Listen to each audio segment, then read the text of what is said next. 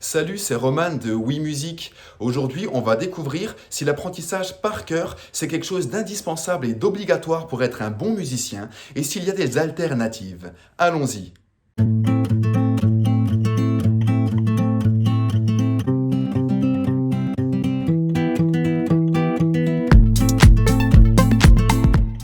Est-ce que c'est indispensable d'apprendre par cœur? C'est vraiment une question intéressante parce qu'elle a peu été remise en cause dans l'histoire de la musique. Dans l'exemple des conservatoires, dès qu'on passe un concours, une audition, c'est mieux vu et c'est même souvent obligatoire d'apprendre par cœur. Ceci étant dit, les temps changent. Comme vous découvrirez dans un article du New York Times que je vous ai glissé dans la description, des musiciens tels que Olli Mansonen ou Peter Serkin n'hésitent pas à jouer sans apprendre par cœur lors de récitals et de concerts qu'ils donnent. Donc la question mérite vraiment d'être posée. D'ailleurs, est-ce que l'apprentissage par cœur vous donne un avantage? Est-ce que ça vous permet de mieux jouer? Ou au contraire, est-ce que c'est plutôt une vieille manie qu'on pourrait mettre au placard? C'est la question à laquelle on va répondre tout de suite. Mais avant ça, je vous propose de vous abonner pour ne rien louper des vidéos qui composeront cette série sur la mémoire qui vous apportera des informations passionnantes pour mieux apprendre. Allons-y.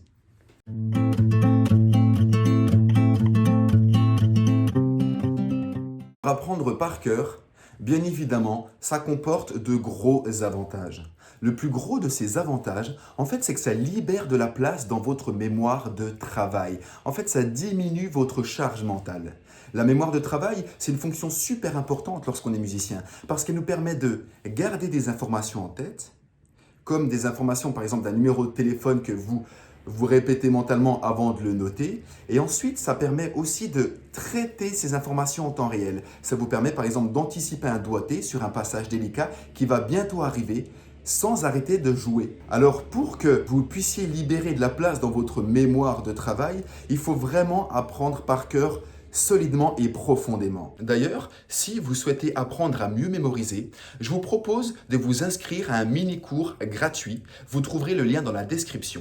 Dans ce mini-cours, vous comprendrez plein de choses qu'on ne vous a sûrement jamais dit sur le fonctionnement de la mémoire. Vous découvrirez aussi des astuces pour mémoriser beaucoup plus efficacement.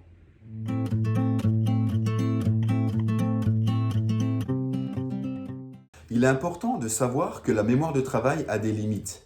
En effet, elle est limitée dans sa durée, en général, où on dit en sciences cognitives qu'elle a une durée de 20 à 30 secondes. C'est-à-dire qu'il faut se répéter les informations mentalement pour les mémoriser plus longtemps que 20 ou 30 secondes. Et ensuite, elle a une limite en capacité. On dit qu'elle peut mémoriser 7 plus ou moins 2 items, donc information ou ensemble d'informations. Alors une information, ça peut être une note, une mélodie, et un ensemble d'informations, ça peut être un accord. Quand on connaît un accord, on sait intuitivement quelles notes le composent. Elles sont comme compressées dans cette connaissance qu'on a de l'accord. Ce qui fait que quand on mémorise un accord, ça compte pour une information parce que les notes sont déjà stockées dedans. C'est comme des poupées russes. Vous comprenez? C'est super important de libérer de la place dans sa mémoire de travail. Mais pourquoi? Eh bien, pour 3 raisons principales.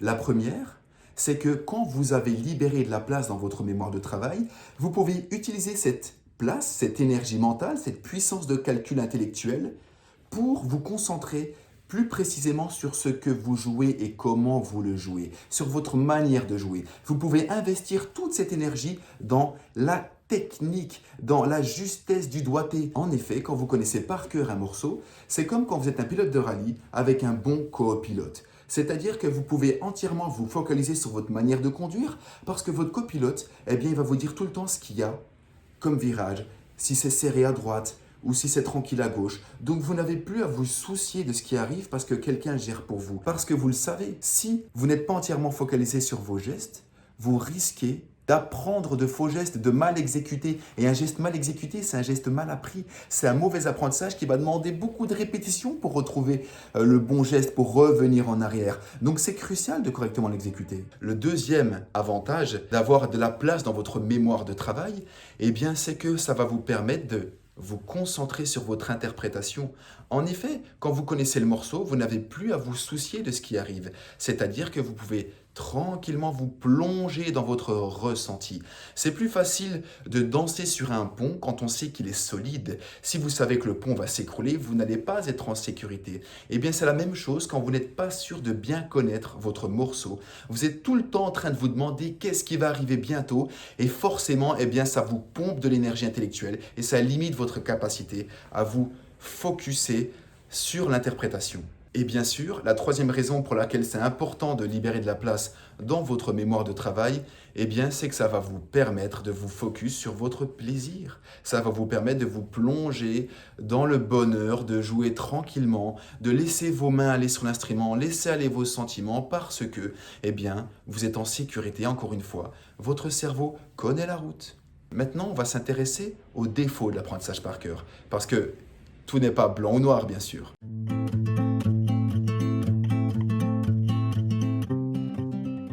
L'apprentissage par cœur possède 3 défauts principaux. Le premier, c'est que ça demande du travail. Et oui. Le deuxième, c'est que ça demande des stratégies.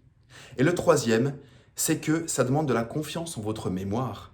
Parce que vous avez peut-être l'impression d'avoir une mauvaise mémoire. L'apprentissage par cœur demande du travail. Évidemment, il ne suffit pas d'espérer mémoriser pour vraiment bien mémoriser. Non, ça demande du travail, comme n'importe quelle information, comme n'importe quelle aptitude que vous voulez développer.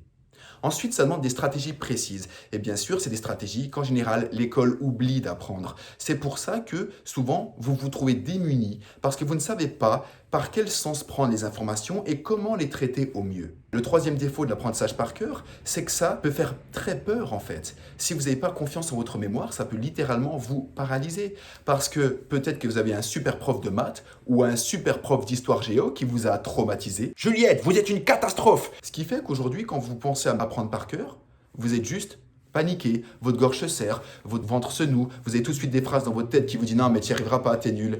Et quand on vous demande d'apprendre par cœur, eh bien ça vous renvoie dans vos zones de fragilité. Mais là encore, je vous invite à vous inscrire au mini-cours gratuit parce que vous allez découvrir des choses que vous ne savez sans doute pas et qui risquent de vous étonner justement sur cette histoire d'avoir une bonne mémoire ou pas. Quoi qu'il en soit, en attendant, on va découvrir s'il existe des alternatives à l'apprentissage par cœur.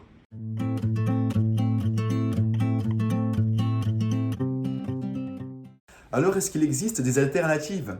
Eh bien oui, bien sûr. Pour jouer de la musique, il y a 3 façons différentes de s'y prendre. La première, c'est de l'inventer, de l'improviser.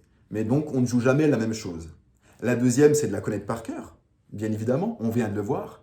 Et la troisième, eh bien, c'est de la lire. Donc, si vous voulez pouvoir bien jouer de la musique, vous avez compris qu'il faut libérer de la place dans votre cerveau. Donc, si vous ne connaissez pas les informations par cœur, eh bien, il ne vous reste plus qu'à devenir un excellent lecteur, devenir un tellement bon lecteur que ça ne demandera quasiment pas de ressources à votre esprit de lire, ce qui fait que vous pourrez entièrement vous focaliser sur vos gestes. Alors maintenant, vous le savez, pour jouer un morceau, soit vous devez le connaître par cœur vraiment bien, soit vous devez être un excellent lecteur ou vous devez l'inventer. Et si vous le jouez 2 fois, la même chose, ce n'est plus de l'improvisation. La deuxième fois, ça commence à être de la mémorisation, on est d'accord. Donc maintenant, à vous de choisir votre camp, si vous voulez devenir un bon lecteur ou un bon mémorisateur. Quoi qu'il en soit, j'espère que cette vidéo vous a plu, vous a aidé, vous a appris des choses utiles. Et si vous pensez qu'elle peut aider certains de vos amis musiciens, eh bien n'hésitez pas à la partager directement ou sur les réseaux de votre choix. Je vous invite bien sûr à vous abonner, comme je l'ai dit tout à l'heure, vous connaissez la chanson. Comme ça, vous connaîtrez toutes les autres vidéos, vous n'en louperez aucune de cette série sur la mémoire qui vous donnera des informations passionnantes. Et bien sûr, je vous dis à bientôt pour une super autre vidéo. Salut!